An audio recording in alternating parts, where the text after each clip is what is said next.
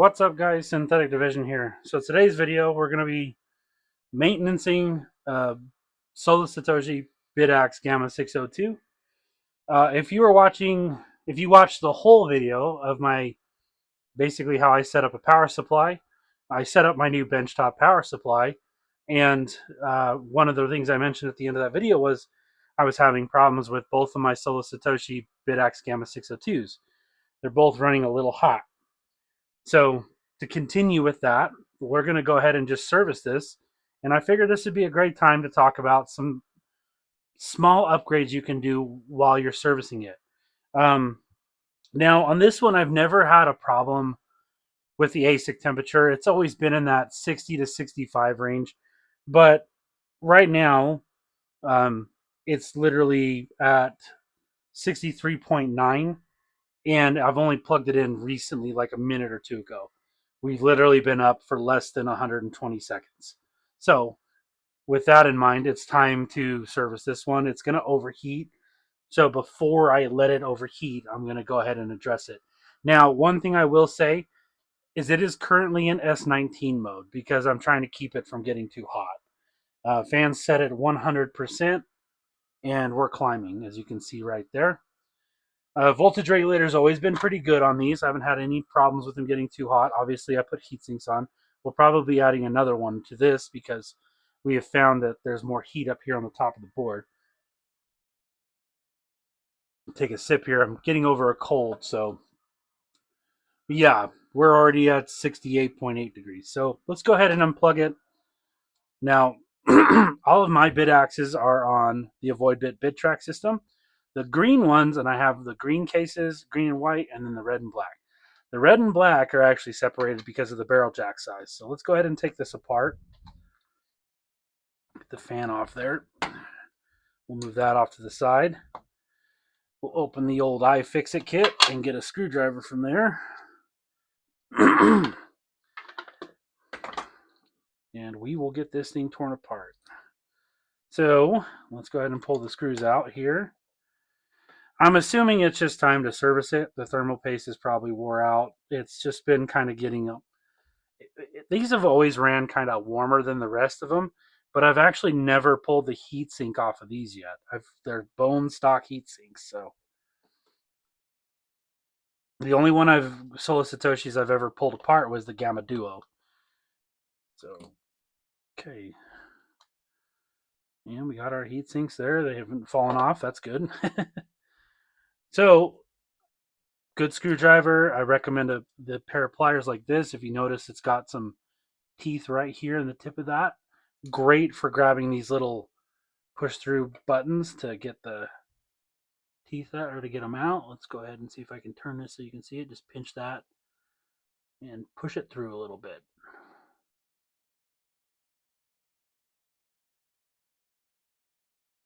Hopefully it pushes through good. There we go. You'll hear it kind of click like that. Don't be too worried. And then we'll do the same thing right here. Solo Satoshi ones are a little bit better than just the cheap black ones. They're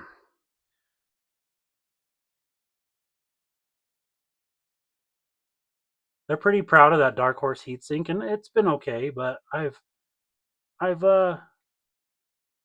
had really good luck with just modding the original, not the original Bitaxe heatsinks, but the one, just the black one that comes with the most of the heatsinks, the most of the Bitaxes I've bought.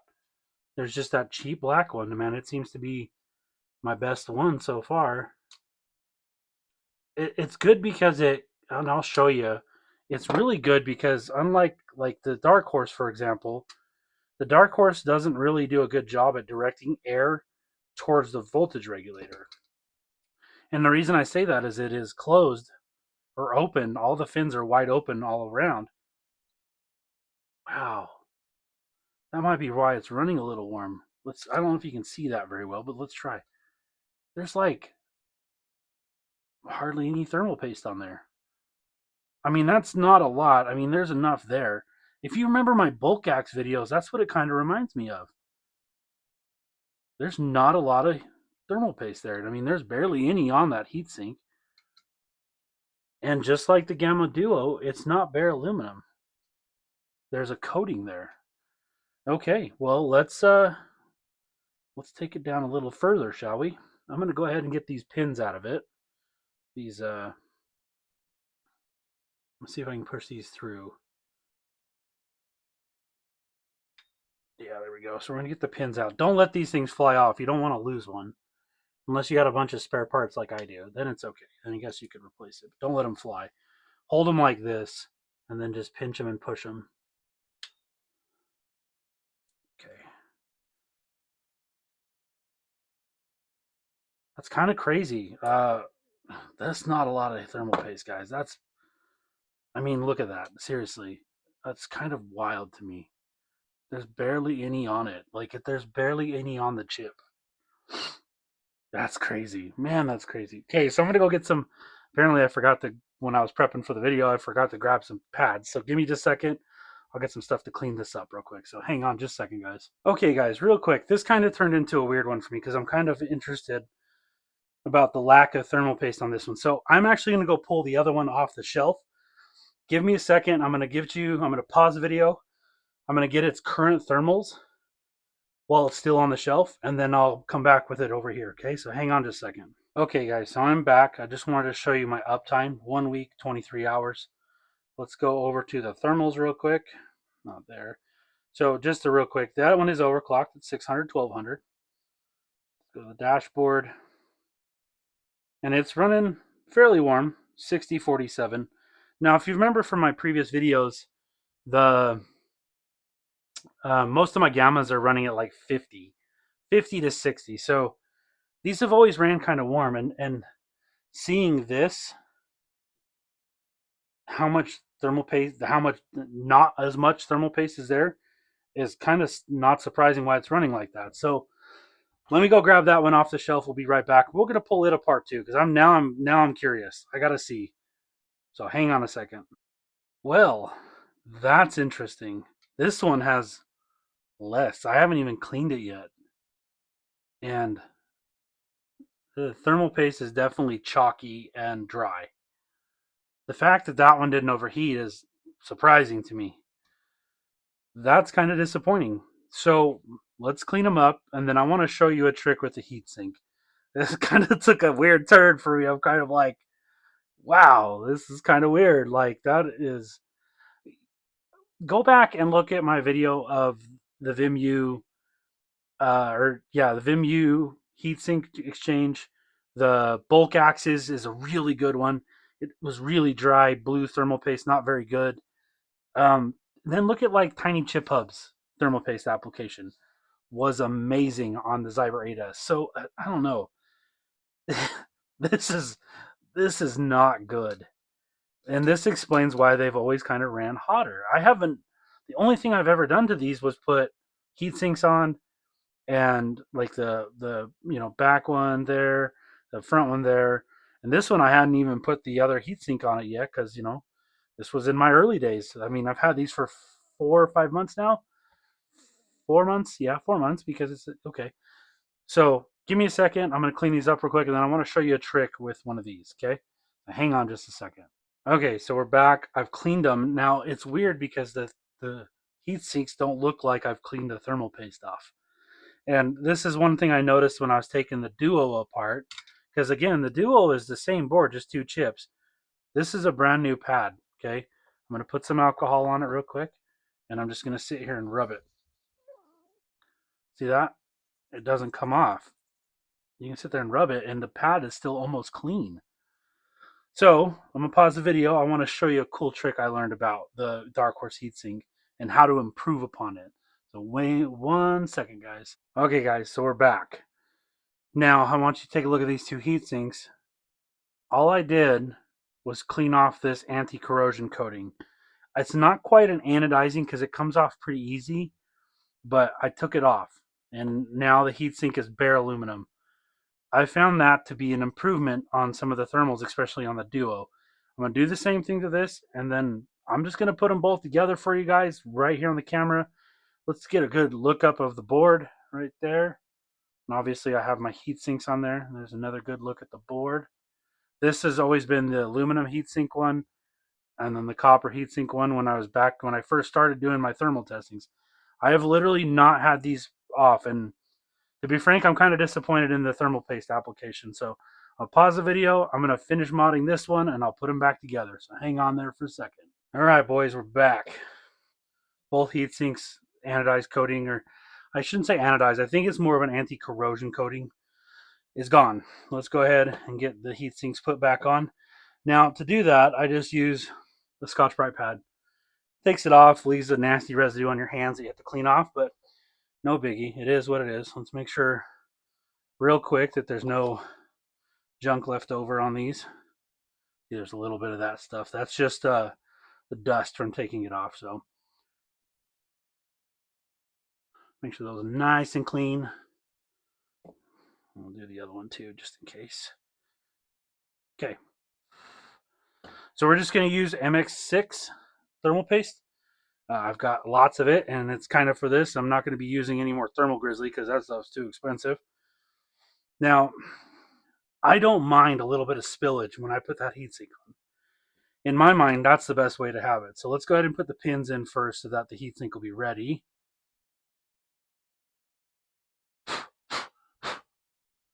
Blow on that, make sure it's all clean. So I like to pop the pins through and just get them all set up and ready because we're going to pop them through. The Dark Horse base is a little bit thicker than the regular ones, but that's okay. The Dark Horse itself for the ASIC is a really good cooler, but unlike the other ones have a closed side of fins. I'll show you. I think I have one hanging out here similar. So this is actually a bit disc one, but it's pretty similar to the Bitaxe one. So the Dark Horse is open pin grid all the way around, whereas these ones are slotted here, so you can actually use that to your benefit and close off the sides a little bit and direct air over the voltage regulators. It's kind of nice, actually. These are good coolers for the ASICs, and they got a nice thick plate on the bottom, but you could do, I think the stock ones are a little bit better. That's just my opinion. Okay, so thermal paste application. Put some on there, guys. Don't be afraid. It's not going to cause a board short. It's not going to cause anything like that. Get enough thermal paste on there to where it smears good when you put that heatsink on. That's a pretty solid amount, and I'm happy with that. So we'll take it. Fan header on these are always downward. We'll get the pins sort of lined up, and then we're just going to push through. And then come to the opposite side and push through, and then push through, and then the bottom one is always the hardest, push through. Okay, so that one's put back together. Set this one right here. Same idea, guys. Get some thermal paste on there. It's non-conductive, so if it gets on electrical components, it ain't going to conduct anything. And don't be afraid to put it on there. If you're overclocking, definitely don't be afraid to put a lot on there because you're going to need it. You're going to need a good thermal interface, and that's what the paste is for. It fills any imperfections in the cooler, any imperfections in the chip, and conducts right through to the heatsink and provides, that's your thermal interface. You know what I mean? It's not like we don't have IHSs on these. These things are, that's just how they are. So again, fan header position downward. We're going to put that on there. Try to hold it in the center. I don't mind these push pins. I just prefer the bolt-on ones. A little bit more consistent on the hold down pressure. So there we go. We got them back. I'm going to put them back in the cases. I have these avoid bit stands and the fans. And then we're going to fire them back up and see if we can get these thermals under control. Because the one aluminum heatsink one was causing thermal problems. In fact, while we're here, let's add another heatsink to that because we've been meaning to do that. If I've got one, might just be a black one. I'm running out of gray ones or silver ones. I might have to order more. I got a black one. That'll work. Let's put another heatsink on that board. Basically in the same spot we got that one. It'll work just fine. So let's go ahead and put this heatsink on. You know, we figured out later on that the heat sinks in this position were really good too. So we've kind of adopted that policy. Okay, I'm going to pause the video and we'll be back. I'll have these set up on the stands and we'll kind of finalize the video here, guys. Hang on. All right, boys and girls. So here we're back in our room here. So this is the aluminum heatsink Solo Satoshi that I had. This was the one that overheated on me. And then we have our copper heatsink one up here. And this one was just running a bit warmer. It was running at 60 when the rest of them around them are running at like 50, 53. My voltage regulators have been really good. I've never had any trouble with those. So here we are. Here's the stats. This is the aluminum heatsink one, and we're not overheating anymore. We're running at 53.3. Let's go over to the copper heatsink one. Copper heatsink one's doing really well. Look at that. Let me go down just a little bit here. 49. Now, yes, I have the fans cranked right now. I will be changing that. So far, it's been really good, guys. Clean that anodized coating off the stock heat sinks and off of like the Dark Horse. Get that stuff off there. Get that aluminum bared. It's a massive difference. Again, it's never a problem with the ASIC for me. I can tell you that right now. I generally never have a problem with ASIC temperature. If it overheats, there's got to be another underlying problem. For example, a poor thermal paste application. But for the most part, I never have ASIC temperature problems. In an ideal situation, these ASICs should be at 60 to 65 degrees Celsius. The voltage regulator is what you want to keep the coolest, no matter what. I know I've talked about possibly doing water cooling, and I might do that mod once, like do a water cooler on there. But to me, it's never an ASIC problem. It's always a voltage regulator problem. All of my voltage regulators have been pretty good. On this other rack off to the side, I'll lift the camera tripod, the red rack, this one has the bulk axes, and the bulk axes have voltage regulator issues for whatever reason. So, but that's it, guys. I just wanted to show you this. Again, it kind of was a weird turn of events for me. I've never had that problem before. So, anyways, thanks for watching the video, guys. I appreciate you taking the time. If you would like to chat with me, I'm over on the Jellyfish Discord. There's a link in my bio for it. I'm over there in the mining talk a lot, discussing Bitaxe stuff. Also, yeah, you can find me over at sin_division on X. And I'm on the Facebook groups. Feel free to say hi. Tell me you watched one of my videos. Any comments? Man, I want to see the comments a lot, especially when it comes to, if you've encountered problems or if you've seen weird things with your Bitaxes. I'll even try to help in the comments, guys. Thanks for taking time to watch the video. Like and subscribe. Peace out.